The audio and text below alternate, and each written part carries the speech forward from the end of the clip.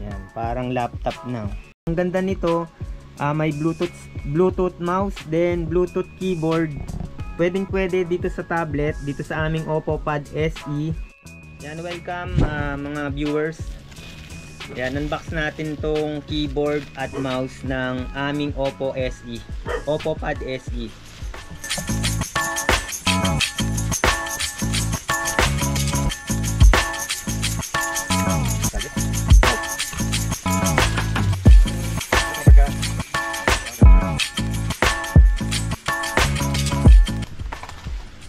Sana gumagana.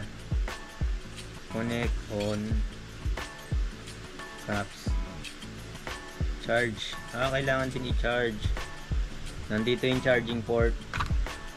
Same din ng ito yung charging port, tapos ito yung power on. May charge pala. Ayan, may charge. Power on natin. Power on nandito. Ayan, umilaw. May backlit siya. Ayan, kuhanin natin yung tablet namin.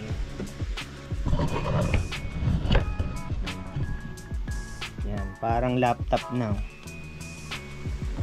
Para na siyang laptop.